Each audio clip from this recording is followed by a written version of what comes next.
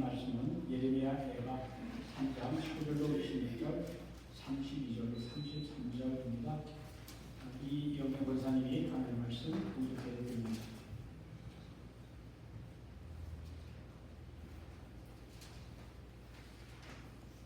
내 구초와 재난 곧 쑥과 담즙을 기억하소서. 내 마음이 그것을 기억하고 내가 낙심이 되오나 이것을 내가 내 마음에 담아두었더니 그것이 오히려 나의 소망이 되었사오니 여호와의 인자와 긍휼이 무궁하심으로 우리가 진멸되지 아니하니이다. 이것들이 아침마다 새로우니 주의 성실하심이 크시도소이다. 내 심령에 이르기를 여호와는 나의 기업이시니 그러므로 내가 그를 바라리라 하도다. 기다리는 자들에게나 구하는 영혼들에게 여호와는 선하시도다. 사람이 여호와의 구원을 바라고 잠잠히 기다림이 좋도다. 그가 비록 근심하게 하시나 그의 풍부한 인자하심에 따라 긍휼히 여기실 것이니라. 주께서 인생으로 고생하게 하시며 근심하게 하심은 본심이 아니시로다. 하나님의 말씀입니다. 할렐루야. 오늘 주일 맞이하여 하나님께 예배 드리는 여러분들에게 하나님 우리 아버지와 주 예수 그리스도로부터 은혜와 평안을 있기를 기원합니다. 한 아버지가 어린 아들을 혼내고 있었습니다. 아들은 마음속으로 생각합니다. 아빠가 나를 미워하는 게 틀림없어. 아들은 아버지의 마음을 이해할 수 없었습니다. 그리고 시간이 흘러 그 아들이 자라서 한 가장이 되었습니다. 이번에는 그의 아들이 문제를 일으켜 자기 아버지가 그랬듯이 이제는 그가 자기 아들을 훈계하고 있었습니다. 그제서야 그는 아버지의 마음을 이해할 수가 있었습니다. 아버지는 자녀가 바르게 자라기를 바라는 마음으로 사람의 매를 듭니다. 아버지의 매는 자녀의 몸에 고통을 주려는 것이 목적이 아닙니다. 좀 더 바른 사람이 되기를 바라는 마음으로 매를 드는 것입니다. 옛날에 자식이 못된 짓을 하면 아버지가 아들이 보는 앞에서 회초리로 자기 종아리를 때렸다고 합니다. 아들의 잘못이 얼마나 아버지 마음을 아프게 했는지를 그러한 방식으로 보여준 것입니다. 우리의 하나님 아버지의 마음도 동일합니다. 우리가 죄를 지었는데 하나님은 하나님의 아들 예수님이 우리의 죄값을 대신 치르도록 십자가에 되어 주셨습니다. 하나님께서 범죄한 자들을 징계하시는 이유는 벌을 주기 위함이 아닙니다.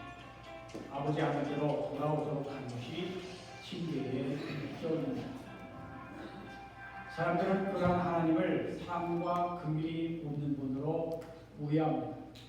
그러나 하나님께서 자기 백성을 징계하시는 이유는 벌 자체가 목적이 아니라 바른 관계를 회복하는 데 있습니다.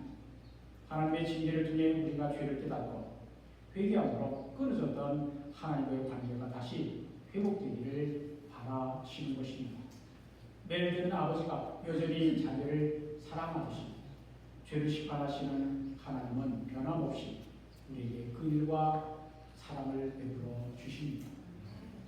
오늘 본문 예레미야 예언을 기록한 예레미야는 그러한 하나님의 성품을 잘 알고 있었습니다. 그래서 그는 고통스러운 상황 속에서도 절망 대신 소망을 가질 수가 있었습니다. 그가 현재 직면하고 있는 현실은 고난과 슬픔과 고통뿐이었습니다. 예루살렘 성은 완전히 황폐가 되었고 왕을 비롯해서 귀인들은 그리고 지도자들은 포로로 사로잡혀 갔습니다. 3년 넘게 계속된 기근과 전쟁으로 죽은 사람들의 시체가 거리에 가득 차 있었습니다. 거룩하신 하나님의 성전은 불에 타고 파괴되었으며 성전의 기구들은 약탈당했습니다. 왕궁의 보물들도 다 빼앗겼습니다. 이러한 비참한 일들을 목격한 예레미야 선지자의 두 눈에는 하염없이 눈물이 흐르고 가슴은 저리도록 아팠습니다. 하나님의 백성이라는 자부심이 강했던 유다는 하나님께 철저히 버림을 받은 것처럼 보였습니다. 사람들은 절망에 빠졌고 아무런 꿈과 소망을 가질 수가 없었습니다. 이러한 상황을 예레미야 선지자는 직접 경험하면서 슬픔과 고통 그리고 눈물로 쓴 책이 예레미야 애가입니다. 애가라고 하는 것은 슬픔의 노래가로 슬픈 노래라 하는 것이고 영어로는 러멘테이션이라고 합니다. 예레미야 애가는 히브리어 알파벳 22개를 순서대로 나열하여 지은 노래입니다. 애가를 암송하기에 편리한 형식미를 갖추고자 하기 위함입니다. 1장과 2장도 각각 22절, 4장과 5장도 각각 22절로 되어 있고 오늘의 본문이 포함된 3장은 66절, 22절씩 3번 반복하는 형식으로 되어 있습니다. 이러한 형식을 탁관체 버크라스이라고 하는데 예레미야 선지자는 아무리 그의 고통이 커도 슬픔이 커도 자신의 아픔과 슬픈 감정을 통제하고 절제하면서 하나님을 오히려 찬양하고 기도하고 있습니다. 세상의 귀한 것들을 다 잃어버려도 하나님의 인자하심과 선하심을 찬양하는 것이 진짜 믿음이 아닐까요? 하나님을 찬양하고 기도한 사람은 세상의 것들을 다 잃어버려도 하나님만 붙들고 의지하는 것입니다. 그러면 절망 대신 소망을 가질 수 있습니다. 하나님께서 우리에게 바라시는 것도 하나님만 의지하고 찬송하고 기도하는 것이라 믿습니다. 예레미야는 자신의 조국 유다, 특히 하나님의 택하신 예루살렘이 완전히 폐허화되고 많은 사람들이 잔인하게 죽임을 당하고 거룩한 하나님의 성전이 불타고 약탈당하고 파괴되는 모습을 보면서 극심한 슬픔과 좌절에 빠졌습니다. 예레미야가 누구입니까? 예레미야는 유다의 마지막 선왕 요시야 13년에 하나님의 부르심을 받았고 유다의 마지막 왕 시리기야 12년까지 40년 동안 유다를 향해 눈물로 예언을 한 선지자입니다.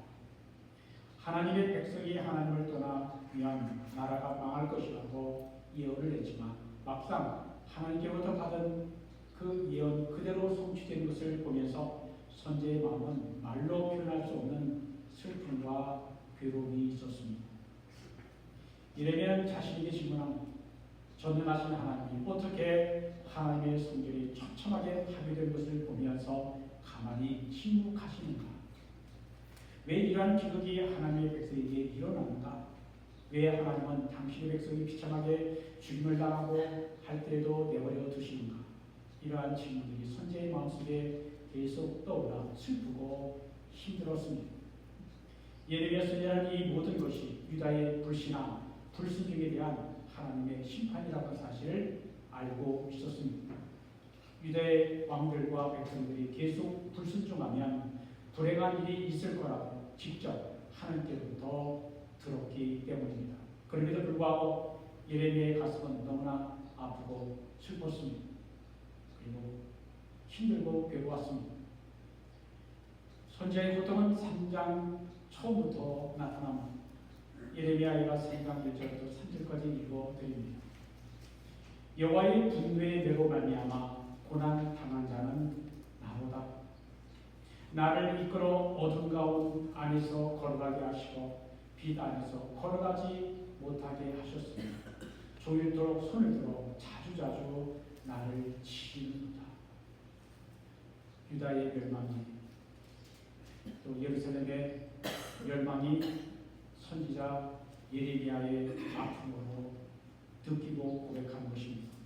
10절로 18절까지 읽어드립니다. 그는 내게 대하여 엎드려 기다리는 곰과 은밀한 곳에 있는 사자 같으사 나의 길들로 치우치게 하시며 내 몸을 찢으시며 나를 적막하게 하셨도다. 활을 당겨 나를 화살의 관역으로 삼으시며 화살통의 화살들로 내 허리를 맞추셨도다. 나를 쓴 곳으로 배부르시고 쑥으로 취하게 하셨으며 죄악들로 내 이들을 꺾으시고 죄로 나를 덮으셨도다. 주께서 내 심령이 평강에서 멀리 떠나게 하시며 내가 복을 내려 버렸으며 스스로 이르기를 나의 힘과 여호와께야 내 소망이 끊어졌다 하리로다. 얼마나 선자의 마음이 아픈지 내가 아픕니다. 그리고 내 소망이 끊어졌습니다. 라는 고백입니다. 우리가 이 구절들을 읽으면 선자의 마음이 얼마나 고통스러웠는가를 조금은 짐작해 볼 수 있습니다. 이래면 내 소망이 끊어졌다고 탄식을 하고 소망이 사라졌다라는 것입니다. 하나님의 말씀을 받아 유다의 왕들과 지도자들의 예언의 말씀을 전한 선지자 예레미야가 엄청난 고통과 비극 앞에서 탄식을 하는 것입니다. 그는 납치되는 마음을 하나님께 호소하는 것입니다. 오늘 본문의 시작 19절, 20절 읽어드립니다. 내 고초와 재난 곧 쑥과 담즙을 기억하소서.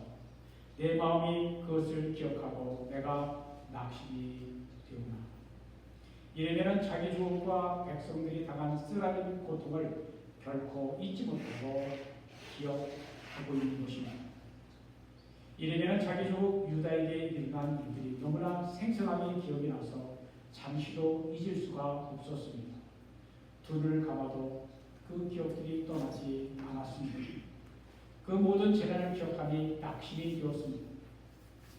모든 것이 이미 선포된 하나님의 말씀에 성취라고 하는 것을 알면서도 그 비참한 상황이 자꾸 생각이 나니 낙심이 되었습니다. 우리도 어떻게 할지 답을 찾지 못해 괴로워할 때가 있습니다. 괴로운 일을 생각하면 할수록 마음이 슬프고 아픕니다. 그러나 분명한 것은 우리의 인생은 고난이 있다는 것입니다. 고난 없는 인생은 없습니다. 크고 작은 차이는 있을지언정 모든 사람은 예외 없이 고난이 있고 어려움이 있습니다. 그러므로 어려운 일이 일어날 때 이상한 일을 당한 것처럼 너무 놀랄 필요가 없습니다. 이 세상은 고난과 고통과 재난이 있습니다. 하나님께서 세상을 선하고 아름답게 창조하셨지만 죄가 세상에 들어온 후 악해졌습니다. 그래서 악한 세상에는 온갖 어려움과 고통이 존재합니다. 고통이 오면 괴롭지만 그 고통을 취하러 묵상해서는 안 됩니다. 진실로 우리가 묵상해야 할 것은 하나님의 말씀입니다. 하나님의 말씀을 묵상하면 소망과 위로를 얻지만 고통을 자꾸 생각하면 낙심되고 괴로울 뿐입니다.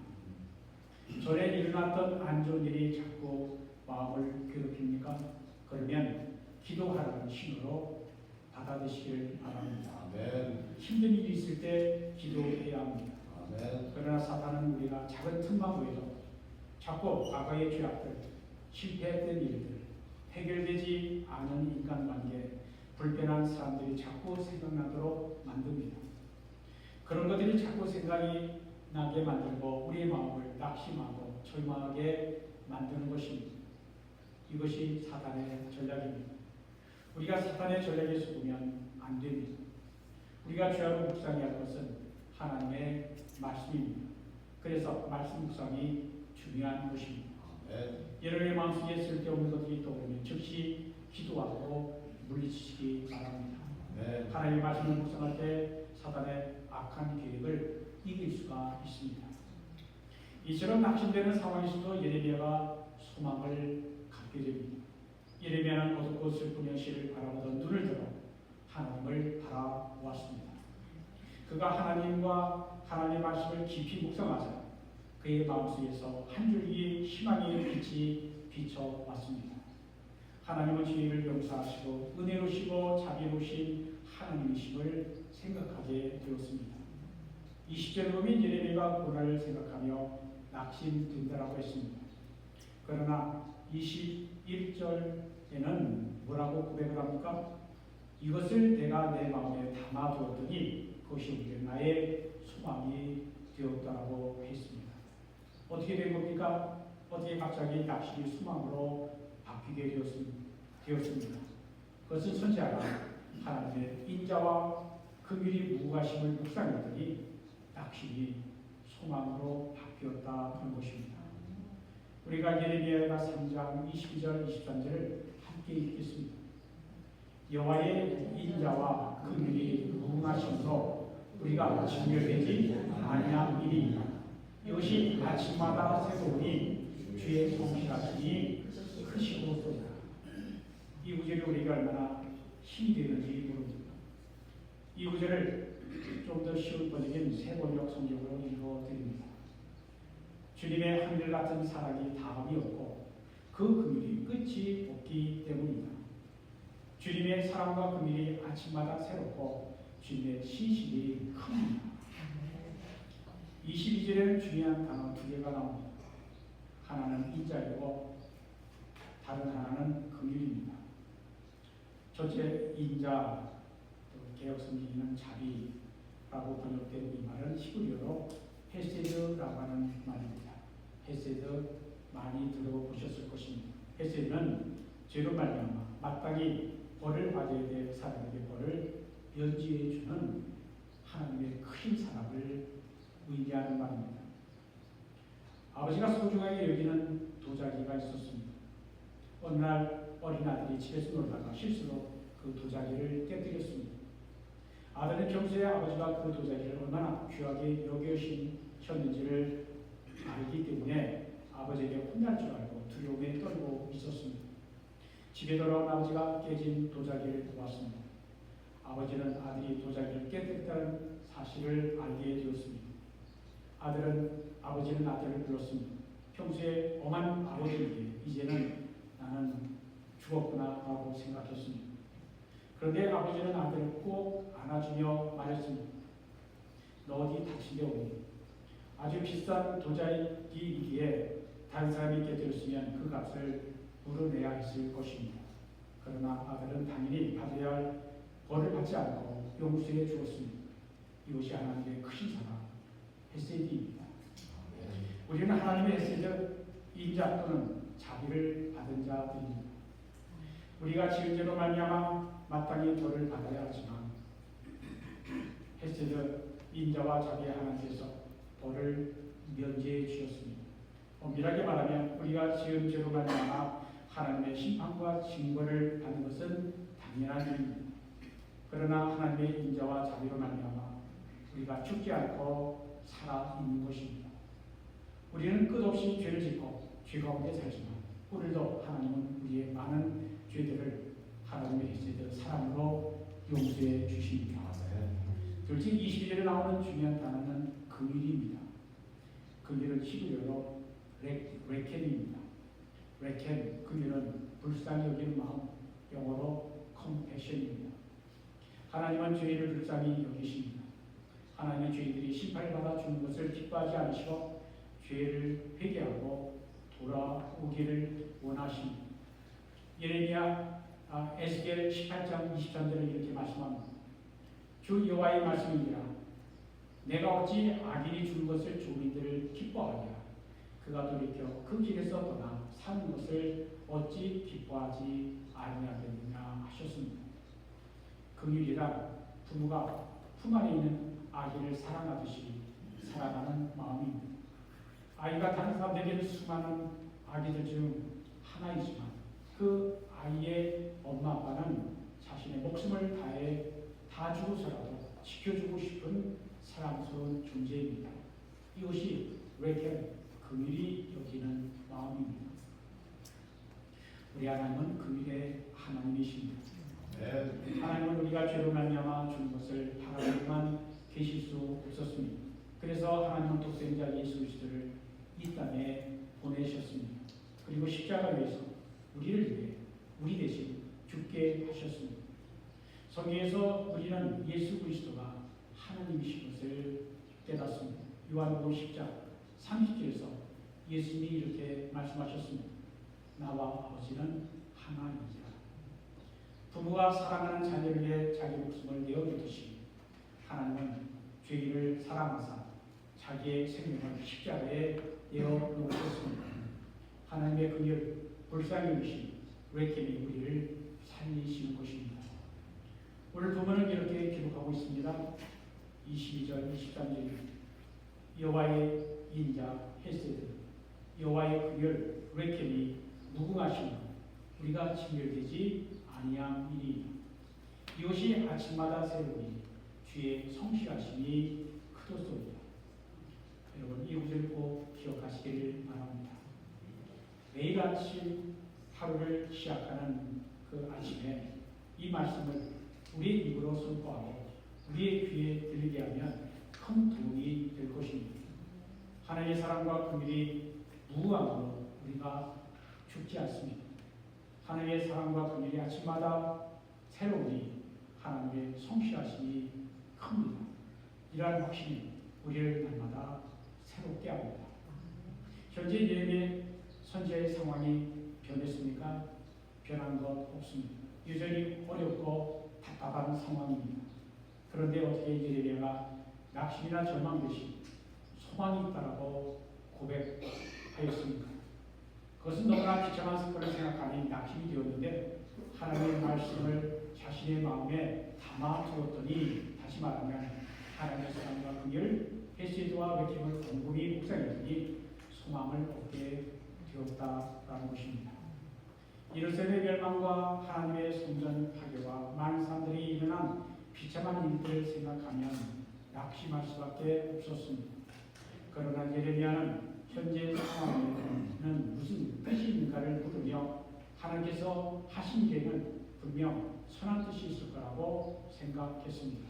그랬더니 하나님의 인자, 하나님의 사랑은 다음이 없고 하나님의 긍휼은 끝이 없다는 사실을 깨닫게 되었습니다. 그 결과 하나님 안에서 그는 다시 소망을 얻게 되었습니다. 내일 아침에 일어나도 상황은 달라진 것이 없습니다. 똑같습니다. 여전히 미래가 없는 답답한 상황입니다. 그래서 전에는 슬프고 답답한 현실을 직면하기가 두려워 아침에 눈을 뜨기가 싫었습니다. 밤을 잠을 자다가 눈을 뜨자면 좋겠다는 생각을 수도 없이 했습니다. 그러나 이제는 하나님의 인자와 긍휼이 아침마다 새롭고 주님의 성실하심이 크다라고 고백할 수 있게 되었습니다. 하나님의 사랑과 긍휼과 성실하심을 묵상하니 소망을 얻게 되었습니다.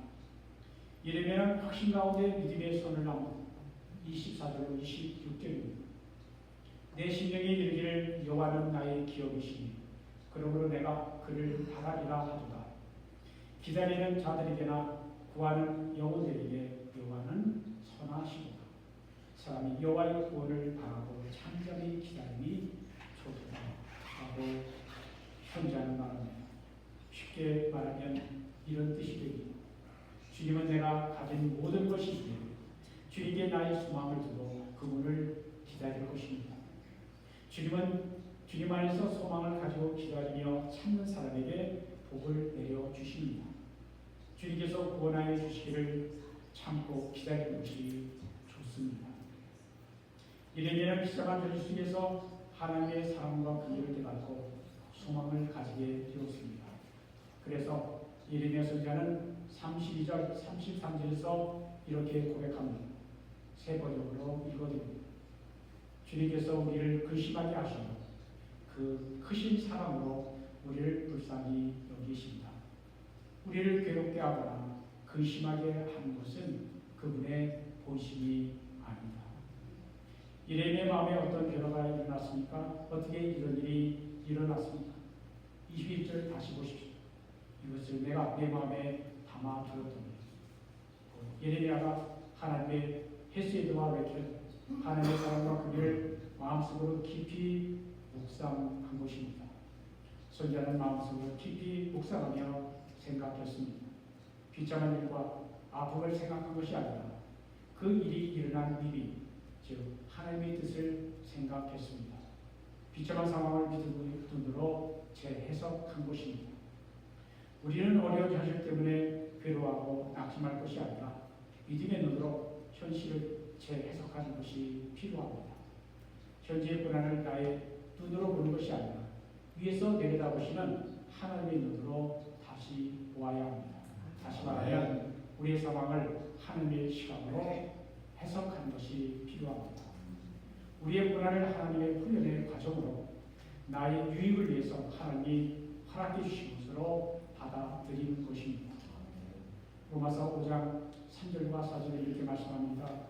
다만 이뿐 아니라 우리가 환난 중에도 즐거워하노니 이는 환난은 인내를, 인내는 연단을, 연단은 소망을 이루는 줄 알미로다. 로마서 8장 28절에 또한 말씀합니다. 우리가 알거니와 하나님을 사랑하는 자 곧 그의 뜻대로 부르심을 입은 자들에게는 모든 것이 합력하여 서로를 이루느니라. 우리가 현재 상황을 하나님의 시각으로 재해석하면 힘들고 어려운 형편에서도 하나님의 한없는 사랑과 무한한 자비를 발견할 수 있습니다. 힘들고 고통스러운 순간이 오히려 축복이라는 사실을 깨닫게 됩니다.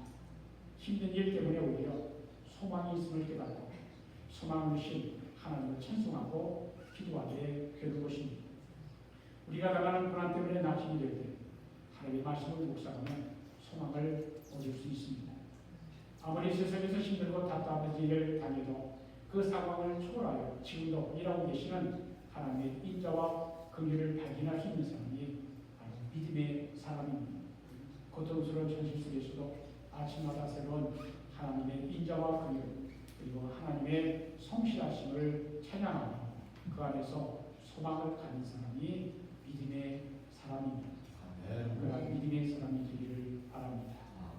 옛 속담에 냇물에서 잔잔한 돌들을 치워버리면 냇물은 노래를 잃어버린다라고 했습니다. 냇물에서 돌이 없으면 냇물 소리가 안 난다는 것이 그 소리를 노래라고 했습니다. 또한 잔잔한 바다에서는 좋은 뱃사공이 만들어지지 않는다라고 했습니다. 가장 좋은 악기는 높은 산에서 오랜 세월 오직 추위와 더위, 풍파를 견디는 나무를 잘라서 만들어야 아름다운 소리를 낸다라고 합니다. 고난은 신앙 성장의 필수 요소요. 참된 신앙은 고난 중에 만들어지는 것입니다. 욥은 이렇게 고백합니다. 그러나 내가 가는 길 그가 아시나 그가 나를 달리하신 후에는 내가 순금같이 되어 나오리라. 순금, 종금이 되어 나오려면 광선에서 기낸 광석을 잘게 부수고 불순물을 없애기 위해 뜨거운 용광 위에서 녹이는 과정을 거쳐야 합니다. 고난은 고통스럽지만 하나님의 선하신 뜻을 깨닫는 기회가 됩니다. 고난은 감인으로 변장한 축복이라 suffering is a disguised blessing이라는 말이 있습니다. 고난은 복의 근원이신 하나님만을 바라보고 의지하게 만듭니다. 그래서 고난은 오히려 하나님의 축복을 받는 기회가 되기도 합니다. 하나님의 인자와 긍휼은 다음이 없습니다. 하나님의 사랑과 자비는 영원합니다. 하나님은 매일 아침마다 새롭게 사랑과 은혜를 베풀어 주십니다. 그래서 이제 죄를 지은 사람도 오늘 다시 하나님께로 돌아올 기회가 주어집니다. 하나님은 우리와 같은 죄인들을 사랑하시되 끝까지 사랑하시는 인자와 긍휼의 하나님이십니다. 우리는 무궁한 하나님의 인자와 긍휼로 매일 아침을 시작합니다. 우리가 하나님의 한없는 인자와 긍휼이 아침마다 새롭을 맛보고 하나님의 성실하시기 크심을 날마다 찬양하시기를 바랍니다. 우리가 놀라운 하나님의 사랑과 긍휼을 날마다 고백하고 하나님의 사랑과 긍휼로 만나며 죄사함과 구원의 은혜를 누리며 날마다 소망 중에 살아가시기를 우리 주 예수 그리스도 이름으로 축원드립니다. 감사합니다. 하나님 감사합니다. 오늘 예레미야 애가 나라가 망하고 성전이 불타고 사람들이 죽고 포로로 끌려가고 낙심과 절망밖에 없는 상황이었습니다. 선지자가 하나님의 말씀, 하나님을 묵상했고 소망을 얻게 되었다고 고백합니다. 우리 하나님은 그 사랑과 긍휼이 무궁하심, 영원하심 우리가 날마다 우리가 사는 날 소망 가운데 살아야 합니다. 하나님이 소망 주시길 원하시고 말씀해 주신 것, 그 말씀을 듣게 하신 것 감사드립니다. 우리가 아침에 일어날 때마다 하나님 오늘도 소망, 믿음으로 살게 하신다. 말씀으로 기도로 살게 하신다. 고백합니다. 하나님 말씀 선포하며 우리의 귀에 들리고 세상에 전파해서 세상을 구원하고자 하시는 그 하나님 우리를 구원하시고 세상을 구원하시는 그 마음을 우리가 감사하며 하나님을 의지하며 살아가는 우리가 되고 또 그러한 하나님을 세상에 전하게 주옵소서.